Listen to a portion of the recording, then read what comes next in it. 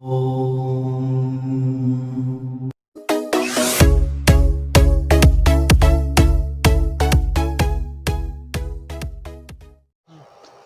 Everybody, मैं मुकुंद आप सबका स्वागत करता हूं हमारे PSRM स्टडी चैनल में। चैप्टर ज्योग्राफी का जो the physical features of India है उसमें आज लास्ट टॉपिक करने वाले हैं हम लोग।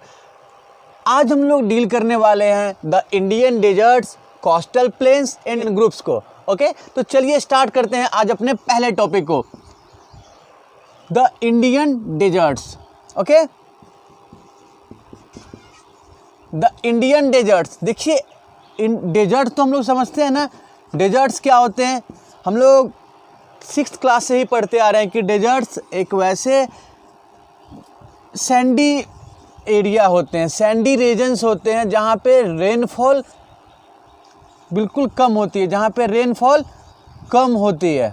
ठीक है ना, less rainfall, very less rainfall जो आप कह सकते हैं कि यहाँ बारिश बहुत कम होती है, और बारिश कम होने के कारण यहाँ के जो सॉइल होते हैं वो क्या हो जाते हैं, इनफर्टाइल हो जाते हैं। ये जो सॉइल होते हैं इनफर्टाइल हो जाते हैं, they are not fit for agriculture, ये खेती के लायक नहीं होते हैं। और यही जो सॉइल है ये कैसे हो जाते हैं, सैंडी हो जाते हैं आगे चल के। ठीक है, तो हम लोग देखेंगे कि हमारे इंडिया के जो फिजियोग्राफिक डिवीज़न हम लोग कर रहे हैं, अभी तक हम लोगों ने हिमालयन माउंटेन किया है, उसके बाद नॉर्दर्न प्लेन्स किया है, पेनिनसुलर प्लेटो किया है। आज हम लोग करने वाले हैं द इंडियन डेजर्ट्स। ओके, हमारे इंडिया के मैप पे आप स्क्रीन पे देख सकते हैं, इंडिया के मैप पे डेजर्ट्स किस तरफ है, नॉर्थ वेस्ट की तरफ। ठीक है ना, the Indian deserts lies towards the north western part of India. North western parts की तरफ ये है, स्पेशली राजस्थान और गुजरात में। ठीक है ना, राजस्थान एंड गुजरात में आपको ये डेजर्ट प्लेन देखने को मिलता है, डेजर्ट जोन देखने को मिलता है, डेजर्ट रीजन देखने को मिलता है। ओके, देखिए आप टेक्स्ट बुक की लाइन को देख सकते हैं कि deserts are an undulating sandy plains covered with sand dunes। Okay, undulating कहने का मतलब क्या है कि ये ना असमान रूप से है। ठीक है, undulating कहने का मतलब क्या हुआ कि ये असमान रूप से फैला हुआ है। और सैंड ड्यून्स क्या होते हैं, सैंड ड्यून्स क्या होते हैं, देखिए जो रेगिस्तानी जगह है, रेतीला जगह है, मरुस्थलीय एरिया है, तो वहाँ पे सॉइल का जो टेक्सचर होता है, मिट्टी जो होती है वो काफ़ी कमज़ोर होती है, इनफर्टाइल होती है। तो यहाँ क्या होता है कि बहुत तेज़ हवा चलने के कारण जो सॉइल का अपर सरफेस है, मिट्टी का जो रेत का जो अपर सरफेस है, हवा की स्पीड के कारण क्या होते हैं, वो अपने ओरिजिनल जगह से ट्रांसपोर्ट होते हैं दूसरी जगह पे, और जहाँ हवा उनको छोड़ देती है तो क्या होता है कि वो सैंड के वहाँ पे स्टॉक बनते चले जाते हैं। ऐसे देखते होंगे आप, स्टॉक बनते चले जाते हैं सैंड के। ये अपर सरफेस है, यहाँ से हवा ने उड़ा दिया, अब ये क्या हुआ, यहाँ पे एक ढेर बन गया है। ठीक है ना, आप इसको रेत का पहाड़ कह सकते हैं, सैंडी माउंटेन्स कह सकते हैं। तो ये जो रेत का ढेर बना है इसी को कहते हैं सैंड ड्यून्स। ठीक है, सैंड ड्यून्स हम लोग समझ पा रहे हैं कि जो आपने फिल्मों में देखा होगा, 1-2 फिल्म देखी, जैसे परमाणु की बात करते हैं, अभी पिछले साल कुछ साल पहले आई थी ना जॉन अब्राहम की परमाणु, तो वहाँ पे देखा था कि हमारे जो इंडियन साइंटिस्ट थे वो राजस्थान के डेजर्ट में एटॉमिक टेस्ट कर रहे थे। ठीक है ना, और वहाँ पे एक सीन आपने देखा होगा ना कि ये विंड्स बहुत तेज़ी से आते हैं तो रेत उड़ने लगते हैं, याद होगा सबको। तो वो वहाँ पे क्या था, वही वैसे जो रेत उड़ के एक जगह इकट्ठे होते हैं तो सैंड ड्यून्स बनते हैं। ठीक है, तो एक चीज़ क्लियर हो गया कि जो हमारा इंडियन डेजर्ट्स है वो इंडिया के नॉर्थ वेस्ट पार्ट में, स्पेशली राजस्थान और गुजरात के पार्ट में है। ठीक है, यहाँ पे बारिश बहुत कम होती है, बारिश होती तो फिर ये डेजर्ट ही नहीं होता। ठीक है ना, तो बारिश बहुत कम है, यहाँ पे सैंड ड्यून्स आपको देखने को मिलते हैं। ठीक है, इसके आप एपियर को देखिएगा, इसका आप ना टेक्स्ट बुक में आप देख सकते हैं, अपने स्क्रीन पे आपको मैप दिखाई दे रहा है, तो वहाँ पे आप डेजर्ट्स का जो एक्सपेंशन है, डेजर्ट्स का जो डिस्ट्रीब्यूशन है वो देख सकते हैं। ठीक है, यहाँ पे देखिए बारिश कम होती है, मॉनसून के टाइम में थोड़ा जैसे मानसून के टाइम में कुछ चैनल्स आपको दिखाई देंगे जो बाद में गायब हो जाते हैं। लूनी इस रीजन का एकमात्र नदी है। Luni is the only river, Luni is the only river of Indian deserts. Okay, देखिए यहाँ पे ना एक चीज़ आपको और एक टर्म देखना है, बाराचैंस। बाराचैंस क्या होते हैं ये समझना है आपको। बाराचैंस क्या होते हैं? बाराचैंस आर क्रिसेंट शेप्ड, ठीक है, क्रिसेंट मतलब चांद के जैसा, अर्धचंद्राकार आप कह सकते हैं। देखिए डिजर्ट साइड में आप देखेंगे ना तो जो रेत की बनावट होगी वो आपको ऐसे दिखाई दे रही होगी, ठीक है ना, इस तरीके से दिखाई देती है। तो ये जो सैंड ड्यून्स होते हैं क्रिसेंट शेप्ड सैंड ड्यून्स, ठीक है ना, क्रिसेंट शेप्ड सैंड ड्यून्स, इसी को कहते हैं बाराचैंस। क्या कहते हैं? बाराचैन क्रिसेंट शेप्ड सैंड ड्यून्स। ये खास तौर पे आपको इंडिया पाकिस्तान का जो बॉर्डर है, इंडो पाक बॉर्डर है, जो राजस्थान से लगता है, गुजरात से लगता है, उस तरफ आपको ये ज़्यादा दिखाई देंगे। ख़ास तौर पे अगर आपने कभी जैसलमेर विजिट किया होगा या जैसलमेर को फिल्मों में देखा होगा तो आपको ये काफ़ी ज़्यादा दिखाई देंगे बाराचैंस, ठीक है। तो बाराचैन क्या होते हैं? क्रिसेंट शेप्ड सैंड ड्यून्स होते हैं। जल्दी से देखिए इंडियन डेजर्ट को। Indian desert lies in north western part of India. Okay, यहाँ पे बारिश बहुत कम होती है। ये जो आपका एरिया है ये सैंडी प्लेन्स है। सैंडी प्लेन्स के साथ साथ हम क्या देख रहे हैं कि यहाँ पे मानसून के टाइम में जो थोड़ी बहुत बारिश होती है तो कुछ चैनल्स आपको दिखाई देते हैं। बाद में यहाँ पे जो वो चैनल्स होते हैं वो सैंड में ही डिसअपीयर हो जाते हैं। उनकी इस एरिया की एक रिवर है, ठीक है। और उसके बाद ये टर्म है बाराचैंस। तो बाराचैन क्या होते हैं? क्रिसेंट शेप्ड सैंड ड्यून्स होते हैं। डिजर्ट में हमें बस इतना ही देखना है। ओके, अब आते हैं हम लोग कोस्टल प्लेन्स की तरफ। डिजर्ट में कोई दिक्कत होनी नहीं चाहिए। वैसे 2-3 पॉइंट है, इसका लोकेशन किस तरफ है, ठीक है, इसके जो कुछ टर्म है इससे रिलेटेड, जैसे सैंड ड्यून्स हो गए, बाराचैंस हो गए, यही सब। अब देखते हैं coastal plain, Indian coastal plain. Okay, Indian coastal planes. Coastal plain का मतलब क्या है? जो हम इंडिया का जो एरिया देख रहे हैं, पेनिनसुलर एरिया, ये आप देख सकते हैं कि Indian coastal plains are narrow coastal strips. Narrow coastal strips है ना, जो इसके दोनों तरफ along with the coastal area, आपको ये दिखाई दे रहे हैं कि कोस्टल एरिया अरेबियन सी हो या बे ऑफ बंगाल हो, इसके अलॉन्ग ये चल रहे हैं। तो narrow strip of plains, narrow strips of plains, ठीक है ना, अलॉन्ग विद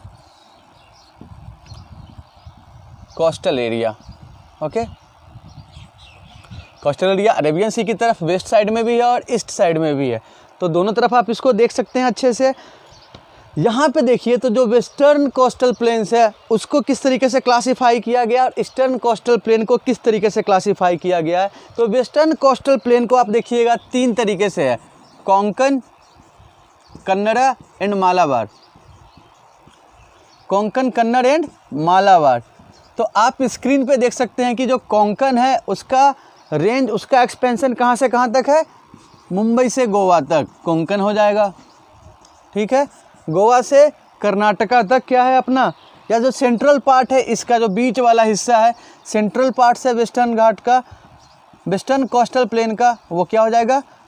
कन्नड़ा, ठीक है। और जो सबसे साउदर्न मोस्ट पार्ट है, जो सबसे साउथ वाला हिस्सा है, वो क्या हो जाएगा? मालाबार कोस्ट, ठीक है, साउदर्न मोस्ट स्ट्रेच। देखिए वेस्टर्न कोस्टल प्लेन 3 तरह से हैं, कोंकण जो मुंबई से गोवा है, कन्नड़ जो सेंट्रल पार्ट में है, और मालाबार जो सबसे नीचे पार्ट में है। आप मैप पे इसको, स्क्रीन पे जो मैप दिखाई दे रहा है वहाँ अच्छे से देख सकते हैं, ठीक है ना। अब हम लोग यही बात करें ईस्टर्न कोस्टल प्लेन की। वेस्टर्न कोस्टल प्लेन हम देख रहे हैं 3 इसके स्ट्रेच हैं। कौन कौन से स्ट्रेच हैं? तो कोंकण, कन्नड़ा एंड मालाबार। वही आप ईस्टर्न कोस्टल प्लेन देखते हैं तो ईस्टर्न कोस्टल प्लेन के आपको 2 स्ट्रेच दिखाई दे रहे हैं। ध्यान से देखिएगा आप मैप पे, 2 स्ट्रेच दिखाई दे रहे हैं। एक है नॉर्दर्न सिरकार, नॉर्दर्न सिरकार का स्ट्रेच कहाँ से कहाँ तक दिखाई दे रहा है आपको? नॉर्दर्न सिरकार का स्ट्रेच आपको मिलेगा आंध्र प्रदेश एंड उड़ीसा, आंध्र प्रदेश उड़ीसा में, ठीक है ना। और इसके नॉर्दर्न सिरकार के नीचे जब आप आते हैं साउथ साइड में तो आपको स्ट्रेच मिलता है कोरोमंडल कोस्ट का, कोरोमंडल कोस्ट का स्ट्रेच कहाँ पे है, तो साउथ ऑफ नॉर्दर्न सरकार, ओके ना, साउथ ऑफ नॉर्दर्न सरकार स्ट्रेच आपको दिखाई दे रहा है कोरोमंडल कोस्ट का। जल्दी से इंडियन कोस्टल प्लेन्स देखते हैं। इंडियन कोस्टल प्लेन्स क्या दिखाई दे रहा है आपको कि ये एक नैरो स्ट्रिप है, दोनों वेस्टर्न कोस्ट की तरफ और ईस्टर्न कोस्ट की तरफ एक नैरो स्ट्रेच आपको दिखाई दे रहा है, ठीक है ना। उसके बाद ये इसके 3 स्ट्रेच दिखाई दे रहे हैं आपको वेस्टर्न साइड में, कोंकण, कन्नड़ और मालाबार। जबकि हम ईस्ट साइड में देखते हैं तो कौन कौन से दिखाई दे रहे हैं आपको, 2 स्ट्रेच दिखाई दे रहे हैं, ठीक है। एक है आपका नॉर्दर्न सरकार और एक है आपका कोरोमंडल कोस्ट। चलिए फिर आगे बढ़ते हैं हम लोग।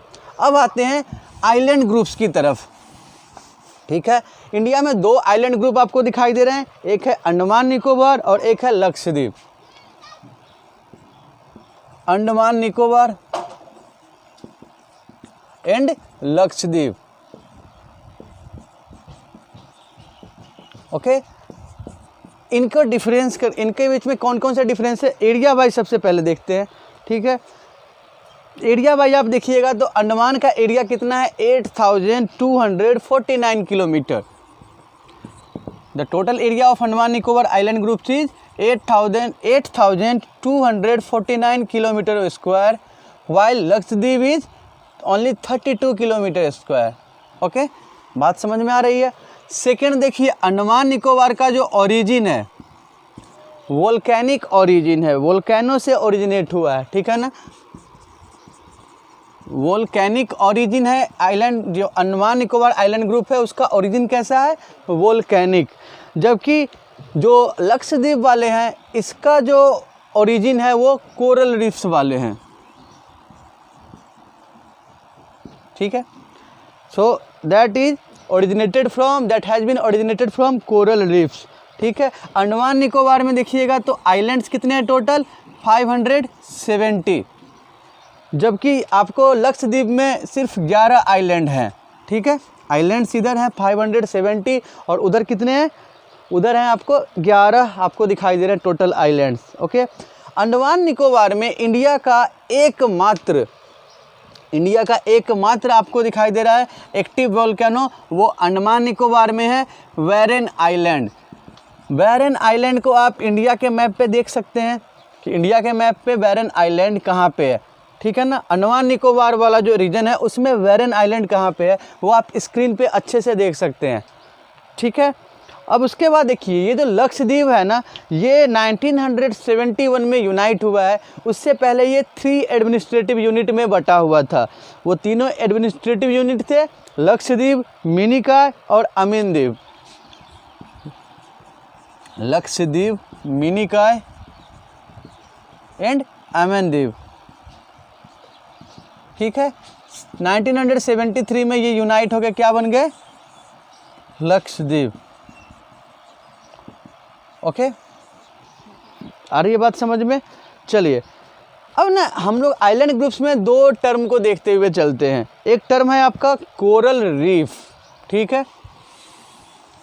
सबसे पहले रीफ समझते हैं कि रीफ क्या होते हैं। तो रीफ को आप डिफाइन कर सकते हैं कि reefs are colonies of polyps held together by calcium carbonate. What are reefs, इसको हम सिंपली डिफाइन कर सकते हैं, these are colonies of polyps held together by calcium carbonate, ठीक है। और अगर कोरल की बात करते हैं तो व्हाट आर कोरल रीफ्स, ठीक है। तो you can define coral reefs as an under water ecosystem formed of reef building corals, okay. We can define coral reefs as an under water ecosystem formed of an underwater ecosystem formed of reef building corals, या reef बनाने वाले coral से बना हुआ है, ठीक है ना।